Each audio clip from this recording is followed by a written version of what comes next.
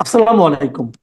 প্রিয় দর্শক, অন্য মঞ্চের আলাপচারিতায় আপনাদের সকলকে আমন্ত্রণ জানাচ্ছি। আজ আমাদের সঙ্গে আমন্ত্রিত অতিথি হিসেবে আছেন অবশেষে 14 মাসের মাথায় এসে রাষ্ট্রপতি জনাব শাহাবুদ্দিন চুপ্পু একটি বোমা ফাটালেন। প্রায় 14টি মাস অজ্ঞাতবাসের জীবন কাটিয়ে এই প্রথম নীরবতা ভাঙলেন তিনি, এবং নীরবতা ভাঙলেন একটি গর্জনের মাধ্যমে। গর্জনটা একটা চিঠি। তিনি নিজে অবশ্য বলেছেন এটা অনুযোগ নয়, আর্তনাদ। কিন্তু এই আর্তনাদ কার? চুপ্পু সাহেবের নাকি মোহাম্মদ ইউনূসের? এই চিঠি আসলে আর্তনাদ নাকি গর্জন, কোনটা করেছেন চুপ্পু সাহেব, সেটা নিয়ে আলোচনা করার যথেষ্ট কারণ আছে। 3 দিন আগে 28শে সেপ্টেম্বর পররাষ্ট্র উপদেষ্টা মোহাম্মদ তৌহিদ হোসেনের উদ্দেশ্যে লিখিত রাষ্ট্রপতি মোহাম্মদ শাহাবুদ্দিন চুপ্পুর এই চিঠিটিতে তিনি বিশ্বব্যাপী বাংলাদেশি দূতাবাস ও কনসুলেট অফিস থেকে তার প্রতিকৃতি সরানোর বিষয়ে গভীর ক্ষোভ ও আক্ষেপ প্রকাশ করেছেন। চিঠিতে তিনি লিখেছেন, রাষ্ট্রপতির আসনে আসীন এবং দায়িত্ব পালনরত দেশের রাষ্ট্রপতি যেন অপদস্থ না হয়, সেজন্য কি কিছু কৌশলী পদক্ষেপ নেওয়া যেত না? মানে ভদ্রভাবে সে কাজটা কি করা যেত না? রাষ্ট্রপতি তার সাংবিধানিক দায়িত্ব পালনের কথা উল্লেখ করে এই চিঠিতে লিখেছেন, আমি রাষ্ট্রপতি হিসেবে সাংবিধানিক দায়িত্ব নিষ্ঠার সাথে পালন করে যাচ্ছি, সরকারকে সর্বাত্মক সহযোগিতা করছি। স্বাধীনতার পর হতে অদ্যাবধি যা হয় নাই তাই করছি। প্রায় অর্ধ শতাধিক অর্ডিন্যান্স জারি করে সরকারকে আইনগত পূর্ণ সহযোগিতা করছি। সরকার আইনগতভাবে সবল অবস্থানে আছে। তিনি জুলাই অভ্যুত্থানের সময় তার ভূমিকার কথা স্মরণ করিয়ে দিয়ে বলেছেন, 5 আগস্ট থেকে 8 আগস্ট 2024 পর্যন্ত দেশের সংকটকালে আমার কার্যক্রম প্রণিধানযোগ্য। সরকারের ওই কোনো ছবি না টানানোর যে জিরো পোর্ট্রেট নীতি, সেই নীতির প্রতি সমর্থন জানিয়েও তিনি আক্ষেপ করেছেন, আমি তো আবদার করি নাই যে আমার ছবিকে দায় মুক্তি দেয়া হোক।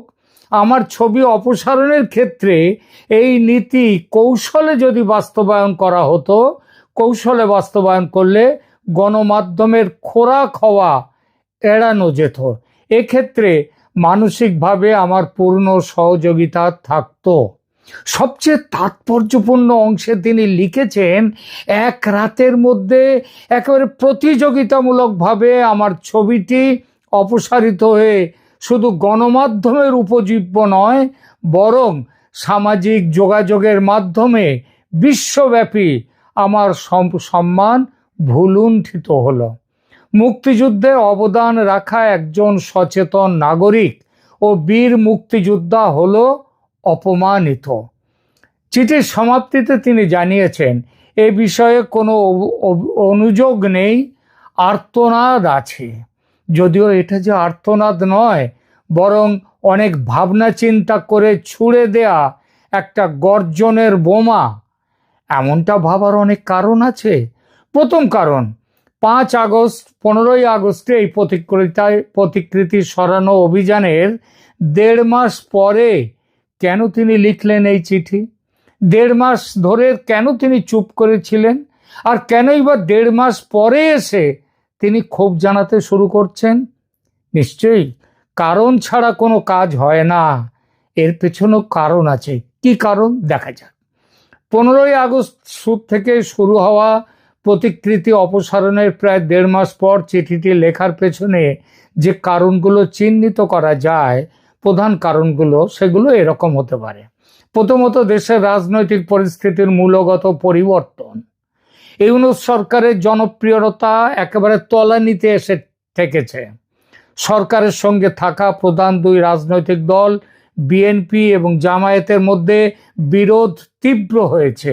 আগে ছিল আওয়ামী লীগের বিরুদ্ধে লড়াইতে তাদের একসাথে থাকা, এখন আওয়ামী লীগ চলে যাওয়াতে, নিষিদ্ধ হওয়াতে তাদের মধ্যে, এই দুই দলের মধ্যে বিরোধ তীব্র হয়েছে, বিএনপি এবং জামায়াতের মধ্যে।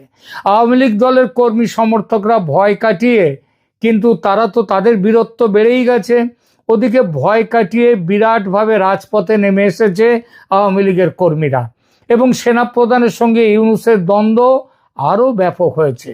যে ছাত্র জনতা রাষ্ট্রপতির পদত্যাগ নিয়ে সোচ্চার ছিল কয়েক মাস আগে, তাদের নবগঠিত রাজনৈতিক দল এনসিপির জনপ্রিয়তা সেই যে এখন শূন্যের কাছাকাছি, সেটাও স্পষ্ট হয়ে উঠেছে। সব মিলিয়ে নিজেকে অ্যাসার্ট করার, নিজেকে প্রতিষ্ঠিত করার উপযুক্ত সময় এগিয়ে এসেছে রাষ্ট্রপতি শাহাবুদ্দিন চুপ্পুর কাছে। তিনি বুঝেছেন এই মুহূর্তে তার পদত্যাগের দাবি তোলার রাজনৈতিক ক্ষমতা বা সাহস কোনো দলের বা কোনো সংগঠনের নেই। এই যে অবস্থায়, এটা তাকে মুখ খুলতে সাহস জুগিয়েছে। দ্বিতীয়ত, ইউনূস সরকারের উপর নির্বাচন নিয়ে একটা আন্তর্জাতিক চাপ ক্রমশই একবারে ইউনূসের গলার ফাঁস হয়ে বসছে। নির্বাচন না করার ইউনূসীয় সব ফন্দি ফিকির নাকাম হয়ে গেছে। ইউনূস যথেষ্ট সমালোচিত ও নিন্দিত আন্তর্জাতিক মহলে মানবতা বিরোধী, সংবাদপত্রের স্বাধীনতা বিরোধী ইত্যাদি নানান কারণে। এই সত্য যত প্রকট হচ্ছে, তত বাড়ছে রাষ্ট্রপতির সাহস। এই চিঠি বাইরে বেরিয়ে আসার পরেও সরকারের উপদেষ্টারা সমালোচনায় ফেটে না পড়ে যেভাবে মুখে কুলুপ এঁটেছে, তাতে বোঝা যায় যে সমালোচনার সাহসটুকুও এই সরকারে যারা এখন আছে তাদের আর নেই। কেন নেই সাহস? কেন ভয় এত? সে কারণ তো সহজবোধ্য। শাহাবুদ্দিন চুপ্পু যদি বরখাস্ত করে দেয় এই সরকার, তাহলে কি হবে তাদের? সবাই তো মুখিয়ে আছে তাদেরকে বিচারের কাঠগড়ায় তুলবে বলে। বিশেষ করে সেনাপ্রধান রয়েছেন রাষ্ট্রপতির পাশে, সেই বলেই তো গত 13-14 মাস তাকে সরানো যায়নি। এটা নতুন করে বলার দরকার তো পড়ে না। জনাব শাহাবুদ্দিন সাহেবের হঠাৎ এখন খোলস ছেড়ে বেরিয়ে আসার তৃতীয় কারণ, নির্বাচনে আওয়ামী লীগের অংশগ্রহণের সম্ভাব্যতা দিনকে দিন উজ্জ্বল হয়ে ওঠা।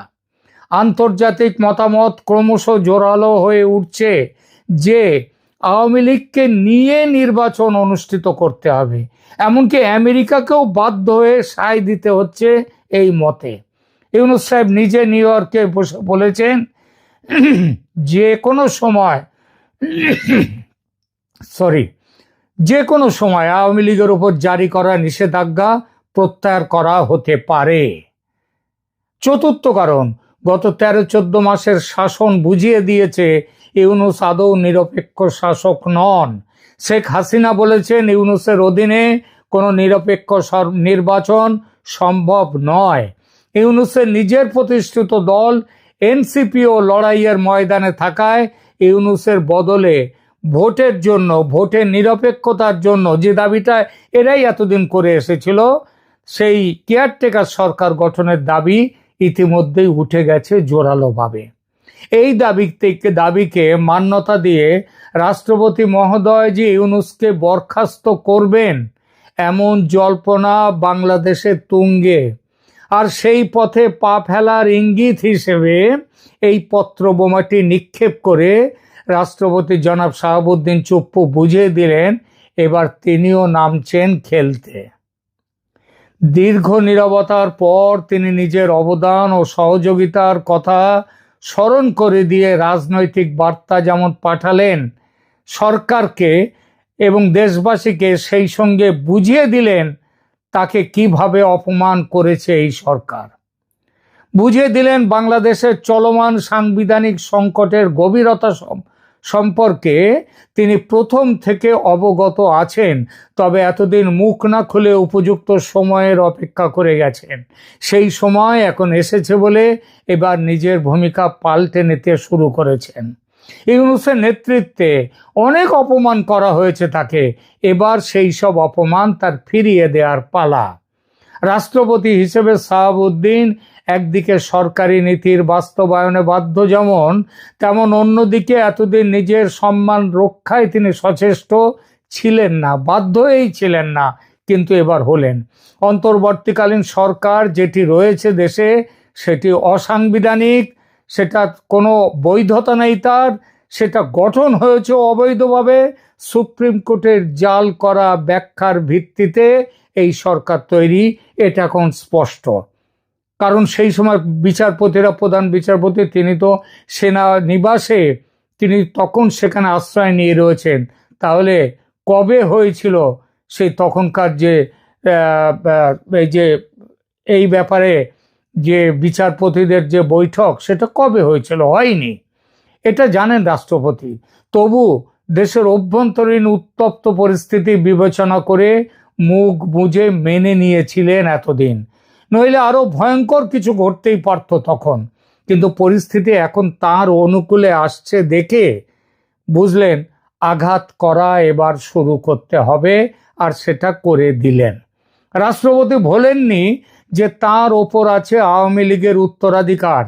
চিঠিটি আওয়ামী লীগ সরকারের নিয়োগপ্রাপ্ত রাষ্ট্রপতি হিসাবে তার অবস্থানকে, আরো তার জটিল অবস্থানকে তুলে ধরছে। জুলাই বিপ্লবের পর তিনি একদিকে নতুন সরকারের সাথে সহযোগিতা করেছেন, অন্যদিকে নিজের পূর্ববর্তী সংযোগের জন্য, অর্থাৎ আওয়ামী লীগের সঙ্গে তার সংস্রবের জন্য তিনি সমালোচিতও হয়েছেন, কিন্তু মুখ বুজে সহ্য করে গেছেন।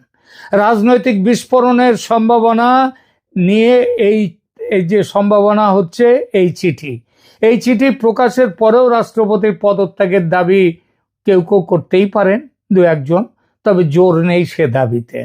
বিএনপি যদিও রাষ্ট্রপতি অপসারণের বিপক্ষে অবস্থান নিয়েছে, তবে এই সিদ্ধান্ত ওই রাষ্ট্রপতির পদের গরিমার কথা ভেবে নেই, বরং তারা তাদের নিজস্ব রাজনৈতিক স্বার্থের কথা ভেবেই এই সিদ্ধান্ত নিয়েছে। দলটি যদি মনে করে রাষ্ট্রপতির অপসারণ হলে সাংবিধানিক সংকট তৈরি হবে না, তাহলে তারা আবার পিছিয়েও চলে যাবে, অন্য ব্যবস্থা নেবে।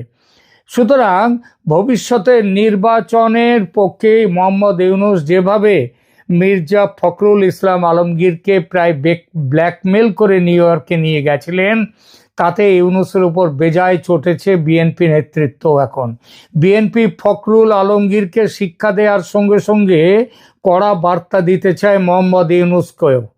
রাষ্ট্রপতি বিষয়ক এই বিতর্ক অন্তর্বর্তীকালীন সরকারের জন্য অতিরিক্ত চাপ সৃষ্টি করেছে, এবং আগামীতে যে এই চাপ ক্রমশ বাড়বে সেটা বলা বাহুল্য। এই চিঠি ভবিষ্যতের রাজনৈতিক সংকটের পূর্বাভাস দিচ্ছে। রাষ্ট্রপতি শাহাবুদ্দিনের এই আর্তনাদের চিঠিটি শুধু ব্যক্তিগত ক্ষোভের প্রকাশ নয়, বরং বাংলাদেশের চলমান রাজনৈতিক সংকটের একটি গুরুত্বপূর্ণ দলিল। এটি জুলাই ষড়যন্ত্র পরবর্তী বাংলাদেশের রাজনৈতিক পুনর্বিন্যাসের জটিলতা এবং ভবিষ্যতের সম্ভাব্য রাজনৈতিক অস্থিরতার ইঙ্গিত বহন করে। এবার স্বাভাবিকভাবেই প্রশ্ন উঠতে পারে, এরপর রাষ্ট্রপতি কি করবেন? নিশ্চিতভাবেই বলা যায়, রাষ্ট্রপতি শাহাবুদ্দিনের বর্তমান ক্ষমতার পেছনে আছেন সেনাপ্রধান ওয়াকারুজ্জামান। দুজনেই দুজনের কাছে অপরিহার্য। এ থাকলে ও থাকবে, ও থাকলে এ থাকবে। ইউনূস যদি সেনাপ্রধানের সঙ্গে সুসম্পর্ক বজায় রাখতেন, তাহলে আজ যে নড়বড়ে জায়গায় তিনি পৌঁছে গেছেন সেটা হতো না। কিন্তু ইউনূস সাহেব সুযোগ পেলেই অপমান করেছেন সেনাপ্রধানকে, গুরুত্ব দেননি তার কথা। নির্বাচন নিয়ে তুঙ্গে উঠেছে দুজনের মনোমালিন্য। সেনাপ্রধান চেয়েছিলেন এবছর ডিসেম্বরের মধ্যে নির্বাচনের কাজ শেষ হোক। নিজের ক্ষমতা বোঝাতে ইউনূস সেটা নিয়ে গেছেন ফেব্রুয়ারির প্রথম সপ্তাহে, অথচ 1.5 মাস আগে ডিসেম্বরে ভোট করলে কোনো ক্ষতি কিন্তু হতো না। এমন কিছু জলদিও সেটা হতো না। ইউনূস রাজি হননি, কারণ তিনি দেখাতে চেয়েছেন যে তিনি বস। এখন সেনাপ্রধানের কাছেও এটা হয়ে উঠেছে প্রেস্টিজ ইস্যু।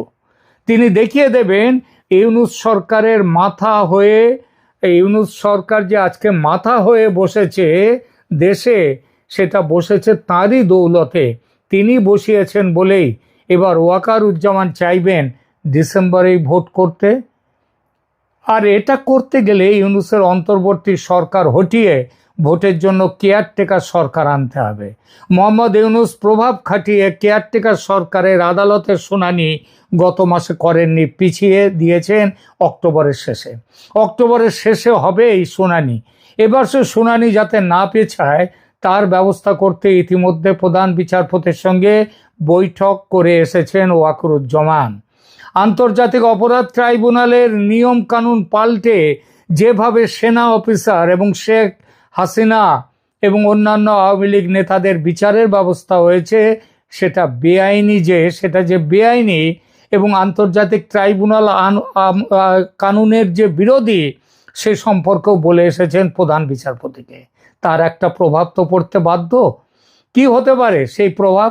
অন্তর্বর্তী সরকারকে বরখাস্ত করে কেয়ারটেকার সরকার বহাল করা। ডিসেম্বরে ভোট করতে গেলে অক্টোবরের মধ্যে ভোট ঘোষণা করতে হবে।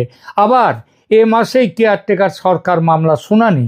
সুতরাং এ মাসেই ইউনূস সরকারকে বরখাস্ত করার প্রবল সম্ভাবনা। রাষ্ট্রপতি জনাব শাহাবুদ্দিনের পত্রবোমা এই সম্ভাবনার ইঙ্গিত দিয়ে গেল। এটাই এই চিঠির ঐতিহাসিক গুরুত্ব। এখানেই শেষ করছি। ধন্যবাদ।